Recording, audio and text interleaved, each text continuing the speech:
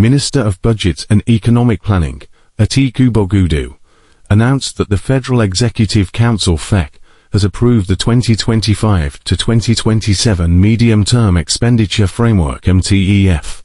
The framework sets key economic parameters, including a crude oil benchmark of $75 per barrel, oil production at 2.06 million barrels per day BPD, an exchange rate of 1,400 per dollar, an GDP growth target of 6.4%. The 2025 budget proposal surpasses the 35 trillion 2024 budget, but faces scrutiny over its ambitious oil production benchmark, given Nigeria's current production of around 1.8 million BPD.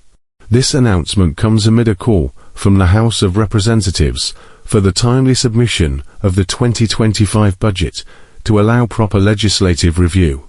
Last year, President Tinubu submitted the 2024 budget on November 29, which was approved within 30 days, but faced allegations of padding. As Nigeria strives to meet these targets, questions remain about the feasibility of achieving the projected oil production levels. First, briefed Council on his recent trip to Saudi Arabia for the Arab Africa Summit, and also he briefed Council on the side meetings he had with the Crown Prince of Saudi Arabia. Mr. President also congratulated the 7 newly appointed members of the cabinet that had just concluded their retreat. There were a number of issues discussed at Council, and I have with me here first the Honorable Minister of Finance and the Coordinating Minister of the Economy, Mr. Wale Edu, on my immediate right. To the extreme right is the Special Advisor to the President on Public Communication and National Orientation, Mr. Sunday Dare. I have on my left the Honorable Minister of Budget and National Planning, Senator Atiku Bagudu, and the Honorable, newly minted Honorable Minister of Humanitarian Affairs and Poverty Reduction. A number of issues were discussed that will be, of course, of interest to Nigerians.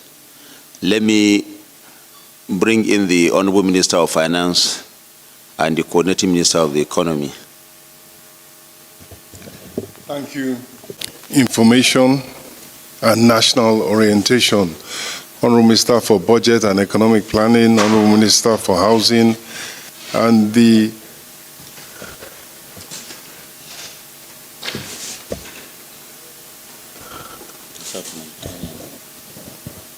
Humanitarian.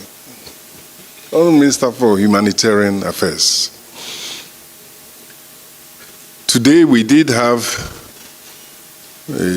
as we've just heard, the Federal Executive Council meeting, and I had the honor and privilege to present 2 memoranda to the Federal Executive Council. And the first one was to complete the borrowing program of the federal government in terms of the external borrowing, with the approval of a US dollars 2.2 billion financing program made up of access to the international capital market for some combination of a Euro bond offer and a Sukuk bond offer. Perhaps a Euro bond of about $1.7 billion and Sukuk financing of another $500 million.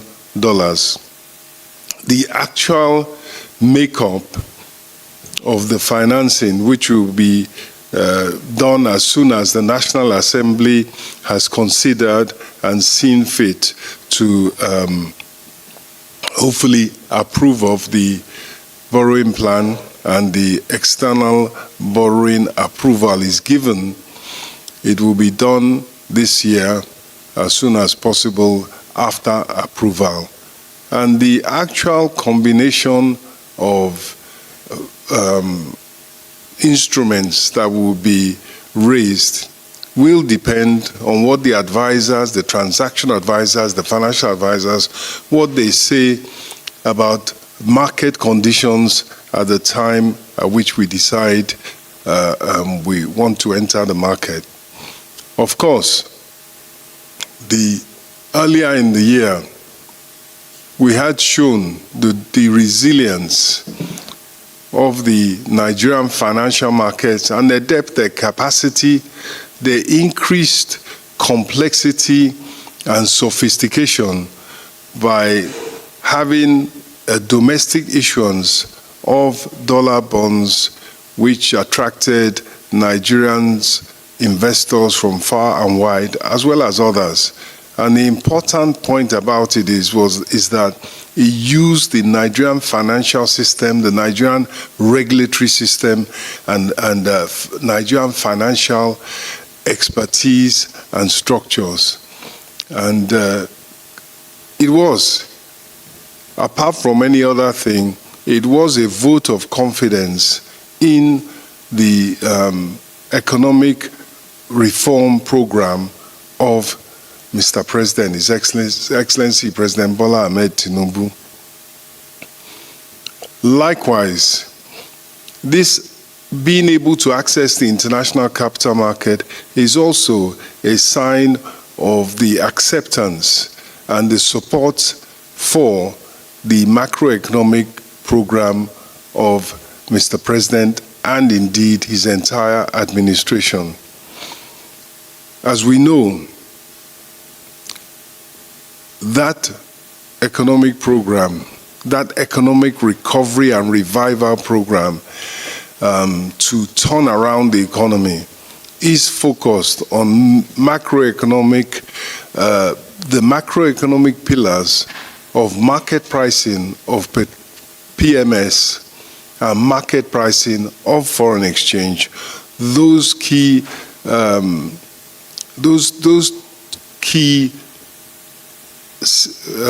pricings and those key situations have been achieved, particularly as of October 2, when we had once again in Nigeria local refining of petroleum products. That paved the way for the completion of what was started in May 29, 2023, which was to correct the macroeconomic imbalances that were in the economy. So it is on the basis and the strength of the progress to date that we do have a window to access the international capital market for up to $2.2 billion in financing that is part of the Nigerian 2024 Appropriation Act as amended. Thank you.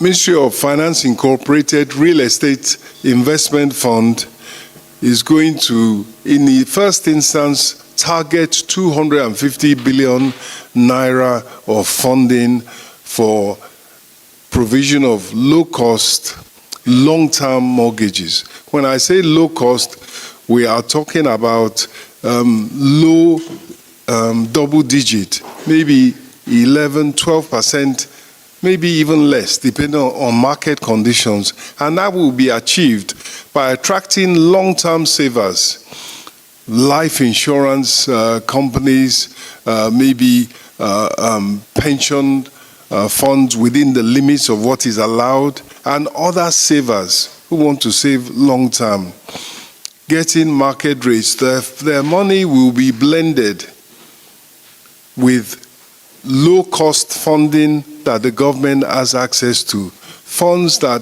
are available to the government at 1%, funds that are available for 40 years. And by blending the two, the seed funding by government on the one hand, and the funds that investors bring under a prospectus which the SEC has approved and which will now be made available to the public. That blending of funds, depending on what percentage of 1% money you merge with what percent with market-based interest rates, you will end up with affordable pricing on the mortgages. And as I've said, the tenor can be the likes of 20 years and more. And what that does is, as I said, it opens up the whole mortgage sector. It relieves Nigerians who normally will be faced with almost 30% interest rates, and they will be faced with tenors of 2, 3, 4 years within which they have to pay back. Now they will have rates closer to 10%. Now they will have tenors over 20 years. And that will be a tremendous relief, and is a promise kept by His Excellency President Bola Ahmed Tinubu.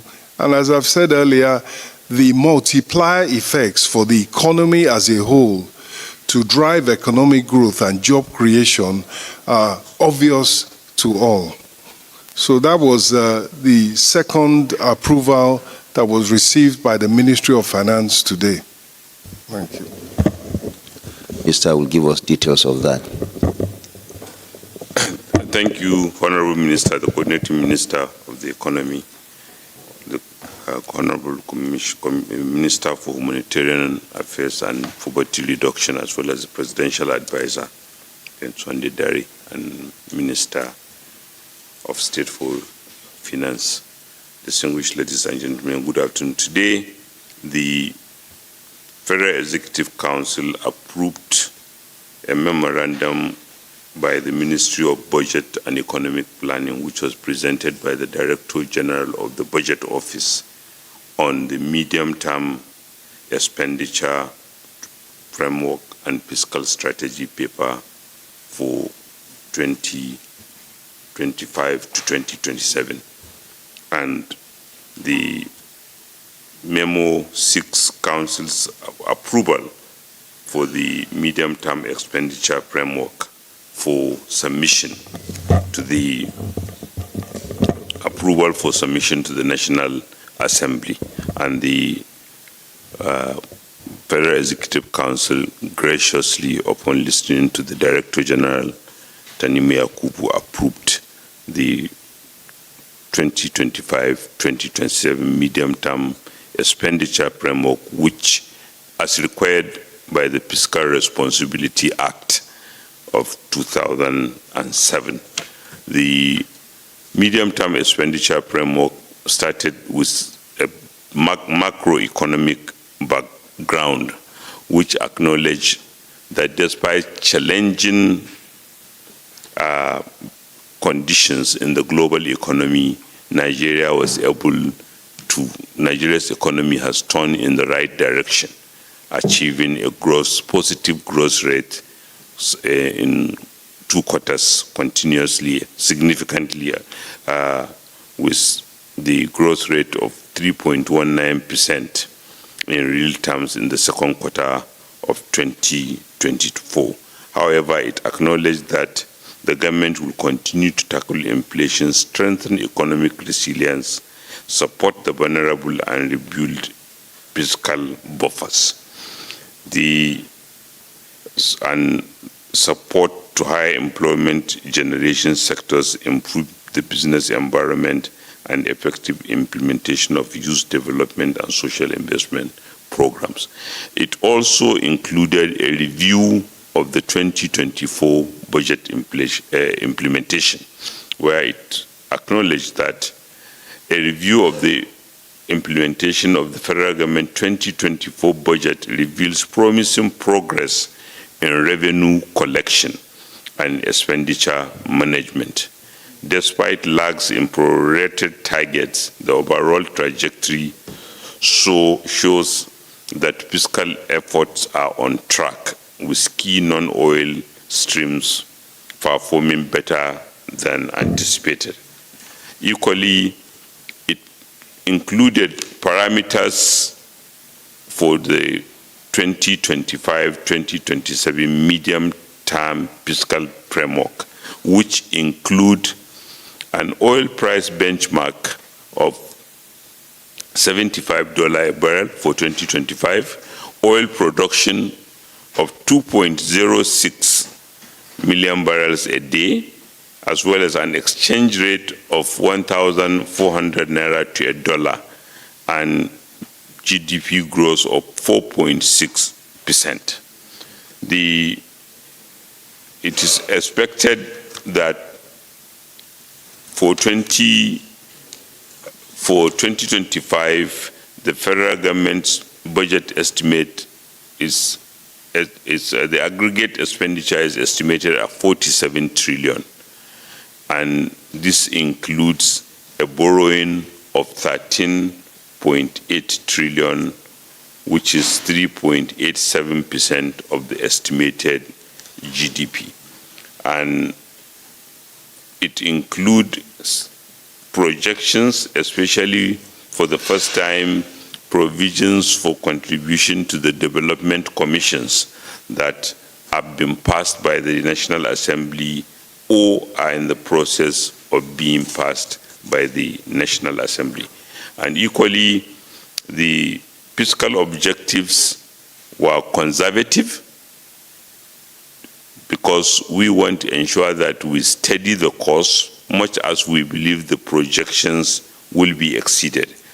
The budget size that was approved for presentation to the National Assembly in the MTEF is 47.9 trillion, with new borrowings of 9.22 trillion to finance the budget deficit in 2025, as well as noting that we need to sustain the market deregulation, commendable market deregulation of petroleum prices and exchange rate, and to compel the Nigerian National Petroleum Corporation Limited to lower its oil and gas production cost significantly, and even to consider the need to amend the relevant sections of the Petroleum Industry Act 2021 to address the significant risk to Federation revenue.